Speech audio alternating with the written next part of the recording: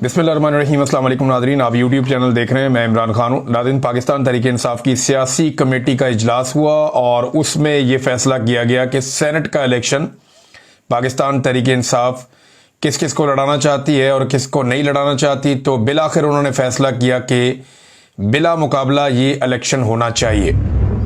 और पाकिस्तान तहरीक इंसाफ ने पहले अपोजिशन के साथ बातचीत की थी और अपोजिशन के साथ एक फार्मूला तय किया था जिसमें यह तय पा गया था कि 5 अरकान सेनेट के आएंगे अपोजिशन की जानिब से और 6 आएंगे हुकूमत की जानिब से।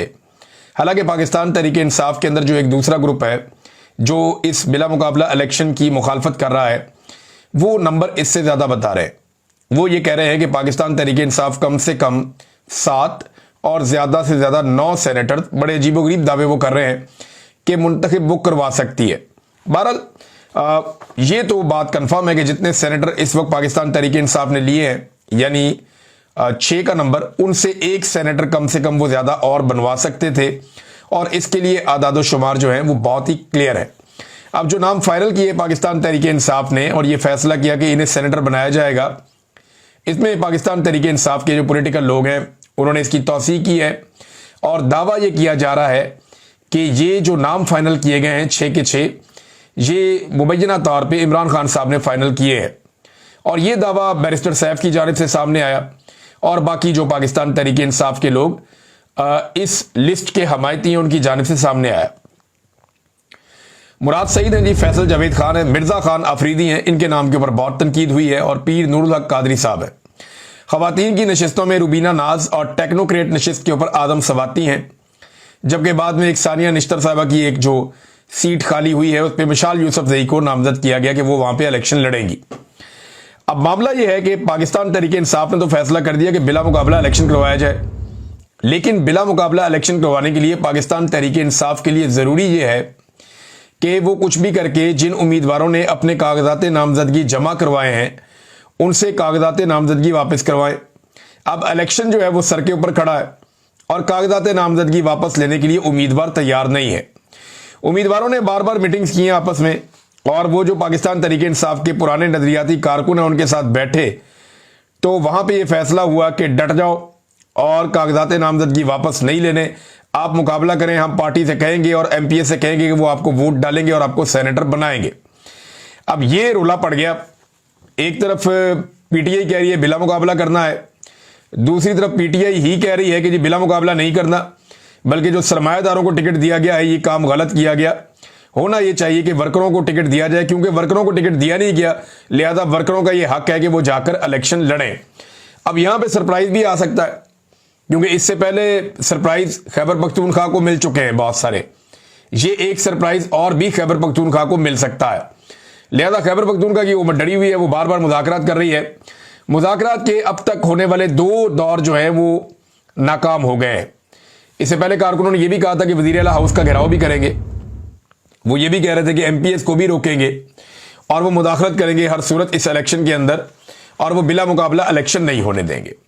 मुज़ाकरात का दूसरा दौर भी नाकाम हो गया। अली अमीन गंडापुर नाराज सेनेट उम्मीदवारों को दस्तबरदारी के लिए ना मना सके, ये मीडिया के ऊपर खबरें चल रही हैं और हर जगह पर ये खबरें हैं। इरफान सलीम साहब का कहना है, ये उम्मीदवार हैं सेनेट के, इमरान खान साहब के बहुत पुराने साथी हैं, 2 दहाइयों से ज्यादा हो गया ये इमरान खान के साथ हैं। तो उनका कहना था कि हम सेनेट इलेक्शन से किसी सूरत दस्तबरदार नहीं होंगे। अब ये मामला पार्टी की सियासी कमेटी के सपुर्द कर दिया गया है जो इस पर फैसला करेगी। बहरहाल वो जो मेरे पास आखिरी इत्तला आई तब तक तो ये लोग नहीं माने थे, लेकिन इनको मनाने की कोशिश की जा रही थी कि ये लोग मान जाए और बिला मुकाबला इलेक्शन हो जाए। और इसमें लालच वाला जो दिया गया कि यही होता है ना कि आपको मुशीर बना देते हैं, आपको कोई खास ओहदा दे देते हैं, आपके कुछ लोग हैं उनको भी एडजस्ट कर देते हैं, आपको कुछ फंड्स भी दे देते हैं, अगला जो इलेक्शन आएगा वो आपको लड़वा देंगे। तो ये इस किस्म की चीजें होती हैं जो हुकूमत के पास बहुत सारा कुछ होता है बांटने के लिए, तो वो बांटने के लिए कह रहे हैं। बहरहाल इसमें एक चीज देखने वाली ये है कि क्या पाकिस्तान तहरीक इंसाफ सेनेट के इस इलेक्शन को लड़के या ना लड़के क्या कोई तब्दीली ले आएगी बहुत बड़ी? क्या इन इलेक्शंस को जीत के वो हुकूमत गिरा सकते हैं? तो जवाब है नहीं। क्या इन इलेक्शन को जीत कर वो हुकूमत बना सकते हैं? तो जवाब है नहीं। क्या इन इलेक्शन के जरिए से वो कोई आईनी तरमीम होने से रोक सकते हैं? तो जवाब है नहीं। तो जब कोई भी काम आप नहीं कर सकते तो यह साबित करना क्या जरूरी है कि पाकिस्तान तहरीक इंसाफ इतनी बुरी तरह एक्सपोज हो जाए कि अपने नजरियाती कारकुनों की जगह वो सरमायादारों को टिकट दे दे? ये बहुत बड़ा सवाल है। देखिए, ये एक बदनामी है जो इलेक्शन लेकर आया है कि पाकिस्तान तहरीक इंसाफ में कारकुन से ज्यादा सरमायादार की अहमियत है। और क्या ऐसी तहरीक इनकलाब की जानिब जा सकती है जहां पे सरमायादार जो है उन्हें एक कदम आगे रखा जाए? बाकी लोग देखें, बाकी पार्टियां भी सरमायादारों को टिकट देती हैं। सेनेटर तलहा महमूद कौन है, उनकी पॉलिटिकल स्ट्रगल क्या है सब जानते। दिलावर खान साहब कौन है, पॉलिटिकल स्ट्रगल क्या है सब जानते हैं। और बहुत सारे अमीर अमीर लोग हैं। या तो वो लोग आ जाते हैं जो एस्टेब्लिशमेंट के मंजूर नजर होते हैं, या वो लोग आ जाते हैं जिनके पास बहुत ज्यादा पैसा होता है, या वो दोनों तरह के लोग आ जाते हैं जो एस्टेब्लिशमेंट के मंजूर नजर भी होते हैं और उनके पास बहुत सारा पैसा भी होता है। तो वो सेनेटर बनकर आकर बैठ जाते हैं। ये पोजीशन है ना, उस पोजीशन को एंजॉय करते हैं। पाकिस्तान में टोटल 102 बंदे हैं, तो ठीक है मैं भी सेनेटर हूं जी, मेरे पास प्रोटोकॉल है, मैं जहाज में जाऊं, एयरपोर्ट पे जाऊं, बाहर जाऊं, तो जरा हटो बच्चों किस्म का एक माहौल बन जाता है। तो अमीर लोग जिनके पास अरबों खरबों रुपया होता है, उनके दिमाग में फिर ये खुन्नस रहता है कि जनाब सेनेटर बनना चाहिए, जरा प्रोटोकॉल, जरा आवाज चलनी चाहिए हमारी। बहरहाल, क्या सरमायादारों को इमरान खान साहब ने वैसे जो नजरिया बताया पाकिस्तानियों को या पाकिस्तान तहरीक इंसाफ को, वो तो ये था कि एक आम तबके को आगे लेकर आना है सियासत के अंदर जो अवाम में से हो। अवाम में से वही होगा ना जो आम आदमी होगा, और पैसे का असर रसूख पाकिस्तान की सियासत के अंदर खत्म करना है। ये इमरान खान साहब का एक्चुअल जो नजरिया है जिसके ऊपर वो बार बार बात करते रहे, वो तो ये है। मगर हमने देखा कि पाकिस्तान तहरीक इंसाफ ने सरमायादार के सामने सरेंडर किया है, और ना सिर्फ सरेंडर किया बल्कि पाकिस्तान के मीडिया को और सबको यह बताया कि यह सरेंडर हमारी जानिब से नहीं है, यह फैसला इमरान खान साहब ने किया है। यानी मिर्जा अफरीदी वाला फैसला उन्होंने डाल दिया इमरान खान साहब के खाते में। बाकी पॉलिटिकल पार्टीज भी ये काम करती हैं, पाकिस्तान तहरीक इंसाफ भी अगर ये काम करती है तो फिर बाकी पॉलिटिकल पार्टीज जो कुछ करती हैं और तहरीक इंसाफ भी अगर यही काम करती है तो फर्क कम हो जाता है ना, या फर्क खत्म हो जाता है। इससे ना एक मायूसी फैल रही है उन कारकुनों में जो जोर लगाते हैं जब वो ये देखते हैं कि उनकी तरह की कुर्बानी देने वाले लोगों की हैसियत नहीं है और जो पैसा लेकर आ रहा है उसकी हैसियत है। जल्दी पर तेल का काम करते हैं। अब फवाद चौधरी साहब जैसा एक स्टेटमेंट आ गया, उन्होंने कहा जी मेरे पास भी 50 करोड़ होता तो मैं भी आज पाकिस्तान तहरीक इंसाफ के अंदर होता। अब हर आने वाले दिन में कोई ना कोई बंदा जो पाकिस्तान तहरीक इंसाफ से इस वक्त बाहर है और वापस आना चाहता है, जिसने मुश्किल वक्त नहीं देखा, हालांकि फवाद चौधरी ने तो बहुत मुश्किल वक्त देखा है, बहुत सारे लोग जिन्होंने मुश्किल वक्त नहीं देखा जो वापस आना चाहते हैं उनके पास ये जवाब है। वो ये कह सकते हैं कि जनाब पैसे ले लो और हमें भी वापस आने दो, हमें भी वापस पार्टी के अंदर ले लो। अब नाज़रीन, पाकिस्तान तहरीक इंसाफ ने ये वाला इलेक्शन ना लड़कर यानी बिला मुकाबला करके एक बात तो तस्लीम की है कि जो अदालती फैसला है वो पाकिस्तान तहरीक इंसाफ को तस्लीम है। यानी अदालती फैसले के बाद जो एक नई अददी हैसियत है असेंबली के अंदर अपोजिशन की, पाकिस्तान तहरीक इंसाफ ने उन्हें ज्यादा नशिस्तें देकर वो अददी हैसियत और वो फैसला तस्लीम कर लिया। सादा लफ्जों में आप ये कहें कि जिस फैसले के खिलाफ ये अपीलें करने जा रहे हैं और जिस फैसले के खिलाफ ये बोलते हैं और ये कहते हैं जनाब ये फैसला दुरुस्त नहीं हुआ, ये मखसूस नशिस्तों पर अपोजिशन का हक नहीं है, और वाकई नहीं है। कि आप किसी भी जाफिये से देखें, कोई भी आदमी इंसाफ और कानून वाला होगा वो कहेगा कभी भी इनका हक नहीं है अपोजिशन का। लेकिन एक तरफ कहते हैं ये इनका हक नहीं है, दूसरी तरफ उस हक को तस्लीम करते हुए उन्हें 5 नशिस्तें बिला मुकाबला दे भी रहे हैं बगैर लड़े। और पाकिस्तान तहरीक इंसाफ को डर इस बात का है कि होगा ये कि अगर इलेक्शन हो जाता है तो उनके एमपीएच बिक जाएंगे। वैसे अब खरीदने के लिए टाइम ही कितना रह गया है, लेकिन खरीदने वाले तो जो है वो जबानी कलामी भी खरीद लेते हैं, यानी जबान दे देते हैं कि आपको हम ये देंगे, आप वोट यहां डालेंगे, और जबान के ऊपर भी काम हो जाता है। बहरहाल, एक और बड़ी खबर है नाज़रीन, मोहम्मद एजेंसी से दोबारा विजुअल्स आए और बहुत बड़े पैमाने पर जुमे वाले दिन लोग निकले हैं और अमन मार्च हुआ है, बड़ी तादाद में अवाम निकले। अवाम का दोबारा वही मुतालबा था, वो ड्रोन हमलों के खिलाफ एहतजाज कर रहे थे और मिलिट्री ऑपरेशन के खिलाफ आवाज उठा रहे थे, दहशतगर्दी के खिलाफ आवाज उठा रहे थे और अपने वसाइल और अपने हुकूक के लिए आवाज उठा रहे थे। खैबर पख्तूनख्वा में जितने भी कबायली इलाके हैं वहां अवाम बार बार निकलती है और वो एक ही बात करती है कि ड्रोन हमले बंद किए जाएं, हर किस्म का मिलिट्री ऑपरेशन जो है वो यहां पे हमारे इलाके में ना किया जाए, अमन व अमान हमारा बहाल किया जाए और यहां पे दहशतगर्दी को खत्म किया जाए और जो हमारे मादनी वसाइल हैं उनका तहफ़्फ़ुज़ किया जाए और हमारे मादनी वसाइल हमारे ऊपर खर्च हों, ना कि कोई और उनके ऊपर कंट्रोल करे। नाज़रीन, एक और कुछ तस्वीर आई हैं, ये तस्वीर अगर आप देखें तो ये बलूचिस्तान पूरे में बहुत वायरल हुई है। इस वक्त बलूचिस्तान के अंदर हर तरफ ये तस्वीर फैल रही हैं। गुज़िश्ता 24 घंटे के अंदर बेशुमार लोगों ने इन तस्वीर को देखा है और ये एक बाप बेटी की तस्वीर है। आपको मैंने मारंग बलोच की तस्वीरें दिखाई थी, वो हंस रही थी, मुस्कुरा रही थी और रियासत उनसे डरी हुई है। वो मारंग बलोच है। और ये अब तस्वीर आप देख रहे हैं, ये बेबो बलोच है जो गुज़िश्ता 4 माह से गैर कानूनी हिरासत में है। और ये बेबो बलोच के साथ जो साहब खड़े हुए हैं ना, ये मामा गफ्फार बलोच हैं। ये बेबो बलोच के वालिद हैं, एक आम आदमी है, वालिद है। बेटी को अंदर किया हुआ इसलिए कि बेटी बोलती बहुत है, सवाल पूछती है, आईनी और कानूनी हुकूक मांगती है। बेटी जबरी तौर पे लापता किए गए लोगों के बारे में सवाल पूछती है। बेटी अपने वसाइल पर और अपने हुकूक पर आवाज उठाती है। तो बेटी इसलिए अंदर है, बाप इसलिए अंदर है कि बेटी नहीं टूट रही, और बाप इसलिए अंदर है कि उसने ऐसी बेटी पैदा क्यों की या ऐसी बेटी की परवरिश क्यों की। इस किस्म के जो मैसेजेस हैं वो आपको पूरे बलूचिस्तान में वहां आपको मिलेंगे और लोग उन्हें फैला रहे हैं। यानी यहां पे जो है वो सिमीदीन बलोच साहबा कहती हैं कि ये सिर्फ एक जज्बाती लम्हा नहीं, ये तारीख के सीने पर वो जख्म है जो मुजामत, कुर्बानी और रियासती जबर के सामने ना झुकने वाले हौसले की रोशन गवाही देता है। ये बाप बेटी एक ही जेल में कैद थे जहां एक आधी मुख्तसर मुलाकात की इजाजत थी, चंद लम्हे, चंद बोल और फिर तन्हाई की तवील जो है वो दौरानिया शुरू हो जाता था।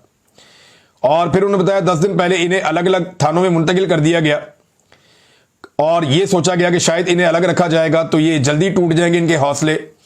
मगर आज जब वो अदालत के सामने आए तो ये बाप बेटी की मुलाकात ना थी, बल्कि 2 मज़ामतों का सामना था और 2 दास्तानें आमने सामने खड़ी थी। तो ये लोग रोते नहीं हैं बलोच, अब मैं ये देख रहा हूं जो लोग एहतजाज करते हैं या खवातीन खास तौर पे, बल्कि इनकी आंखों में हमें नजर आता है एक अज़म और एक रिएक्शन नजर आता है रियासती जबर के खिलाफ कि लोगों की जबरी तौर पे जो गुमशुदगियां हैं वो बंद की जाएं, लोगों के हुकूक उन्हें वापस दिए जाएं। बलूचिस्तान के जो नाम के ऊपर जो फंड इकट्ठे किए जाते हैं वो बलूचिस्तान पे खर्च किए जाएं। बहुत सारी इनके शिकवाएं हैं, बहुत सारी शिकायतें हैं। अभी तो जो लोग शिकवे और शिकायतें करने वाले हैं उन्हें ही जेलों में बंद करके रखा हुआ है। अब मेरा एक सवाल है कि कुछ हमारे दानिश्वर हैं जो मरसिये सुनाया करते थे और अजीब अजीब बातें करते थे। जब मरियम नवाज को गिरफ्तार किया गया, नवाज शरीफ साहब से वो मुलाकात करने के लिए गई, जब वो वहां से निकली तो उन्हें गिरफ्तार कर लिया गया। तो वे कहते थे बाप की मौजूदगी में बेटी को गिरफ्तार किया गया, जो कि एक नहायत भोंडा और गलत तरीका था। एस्टेब्लिशमेंट ने उस वक्त जो किया वो गलत था और उस जुल्म के ऊपर बड़े मरसिये पाकिस्तान में सुनाए गए। ये जुल्म उन दानिश्वरों को नजर नहीं आ रहा कि बाप और बेटी को एक साथ हथकड़ियां डाल के रखा हुआ है, बाप और बेटी को एक ही जेल के अंदर रखा हुआ है, बाप और बेटी को एक दूसरे से मिलने भी बाद में नहीं दे रहे। तो आज बाप हथकड़ियों में जकड़ा हुआ अपनी बेटी के साथ खड़ा है, यह जुल्म उन्हें नजर नहीं आ रहा। क्या बेटी सिर्फ पाकिस्तान पूरे के अंदर मरियम नवाज है और उसी की इज्जत है? क्या बाप सिर्फ पूरे पाकिस्तान के अंदर नवाज शरीफ है और उसी का दिल दुखता है? क्या कोई और बाप और बेटी हो नहीं सकता, या इन लोगों का खून हल्का है जो बलूचिस्तान में रहते हैं?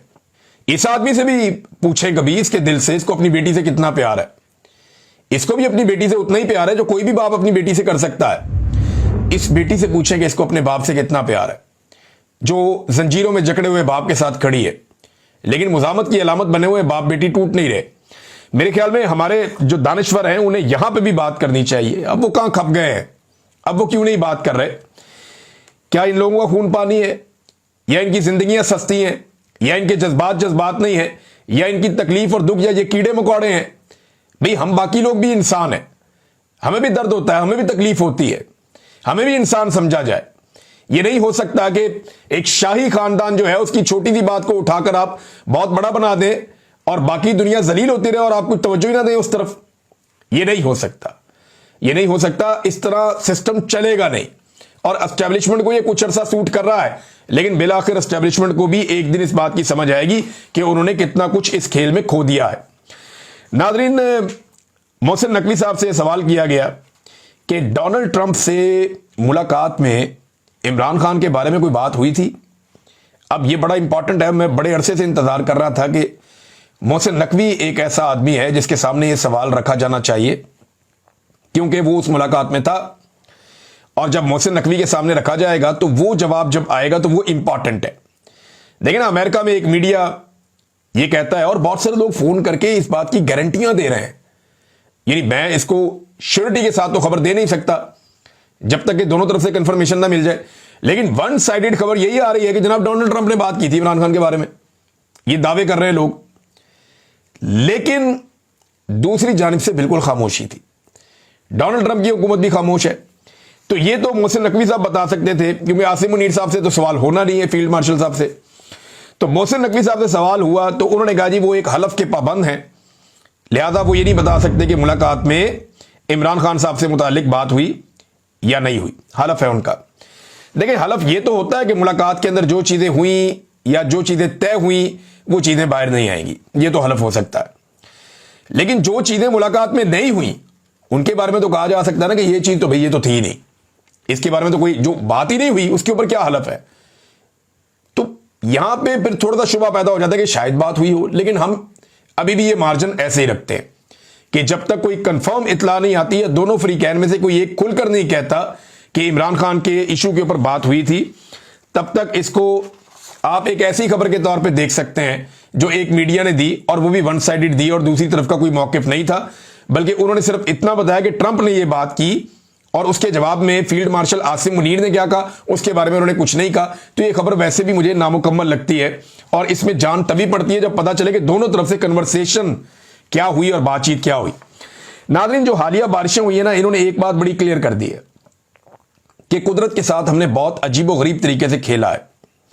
जो सदियों से रास्ता था ना, नदी नालों का, पानी के बहाव का रास्ता था, जहां पे जंगल हुआ करते थे, बीच में पानी के बहाव के बहुत सारे रास्ते थे, उन जगहों पे जंगलों की कटाई की गई शहरों के आसपास, और वो जो इलाके थे सारे के सारे जहां पे खेत हुआ करते थे या पॉन्ड एरिया थे, या जहां से पानी गुजर के निकल जाता था, या जहां पे छोटी मोटी झीलें बन जाती थी, उन तमाम इलाकों के जमीनों को सीधा करके और दरख्तों को काट के वहां पे रेजिडेंशियल सोसाइटियां बना दी गई। रावलपिंडी डिवीजन में यह काम सबसे ज्यादा किया गया है। अरबों खरबों रुपया एक एक सोसाइटी के मालिक ने कमाया है, और यहां पे ऐसे ऐसे बंद बांध दिए इन सोसाइटी वालों ने कि अब पानी का जो नेचुरल बहाव था, जो सदियों से चल रहा था, वो रुक गया है।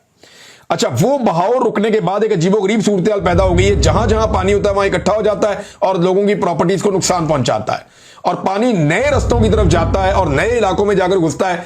उन इलाकों में पानी इकट्ठा हुआ जहां पे पहले माजी में कभी नहीं गया, और उसकी वजह यह है कि गुज़िश्ता चंद सालों में बहुत तेजी से बहुत बड़े बड़े बंद बनाए गए हैं, रास्ते बंद किए गए हैं। और इसकी वजह क्या है? इसकी वजह रिश्वत है, सिफारिश है, लालच है, नालायकी है, नाकस मनसूबाबंदी है। जो टाउन प्लानिंग होती है उसके नाम के ऊपर काम ही कोई नहीं होता। जो आपके ज़िले महकमे हैं वो सारे के सारे किस काम पे लगे हुए हैं? वो सियासत कर रहे हैं या सियासी मामलात में लगे हुए हैं। अपने काम पे किसी की तवज्जो ही नहीं है।